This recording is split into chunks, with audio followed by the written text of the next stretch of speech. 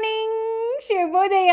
ಇವತ್ತಿನ ನುಡಿಮುತ್ತು ಏನಪ್ಪ ಅಂತ ಅಂದರೆ, ಮನುಷ್ಯನಿಗೆ ಯಾವಾಗ ಗೊತ್ತಾಗುತ್ತೆ ಅವನು ತಪ್ಪು ಮಾಡ್ತಾ ಇದ್ದಾನೆ ಅಂತ ಅವನಿಗೆ ಗೊತ್ತಾಗುತ್ತಲ್ಲ, ಆಗ ಅವನು ಸರಿ ಮಾಡ್ತಾ ಇದ್ದಾನೆ ಅನ್ನೋ ಅರ್ಥ ಅಂತ.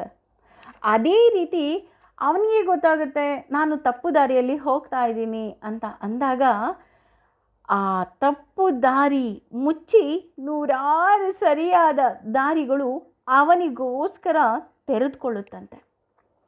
ಅಷ್ಟೇ ಅಲ್ಲ ರೀ, ಈ ಮನುಷ್ಯನನ್ನು ಸುಸ್ತು ಮಾಡೋದು ಅವನ ದಾರಿಯಾಗಲಿ ಅಥವಾ ಅವನ ಈ ಬದುಕಿನ ಪಯಣವಾಗಲಿ ಅಲ್ಲ. ಅವನಿಗೆ ಸುಸ್ತು ಮಾಡೋದು ಅವನ ಜೊತೆ ಪಯಣಿಸುವವರ ವರ್ತನೆಯಿಂದ ಅಷ್ಟೆ. ಆ ವರ್ತನೆ ಏನನ್ಸುತ್ತೆ ಅವನಿಗೆ ಸಾಕಪ್ಪ ಅಂತ ಸುಸ್ತನ್ನು ಮಾಡುತ್ತಂತೆ. ಅಷ್ಟೇ ಅಲ್ಲ, ಮನುಷ್ಯನಿಗೆ 3 ಮುಖಗಳಿರುತ್ತಂತೆ. ಒಂದು ಹೊರ ಪ್ರಪಂಚಕ್ಕೆ, ಅವನು ಎಲ್ಲಿ ಕೆಲಸ ಮಾಡ್ತಿರ್ತಾನೋ ಅಲ್ಲಿ.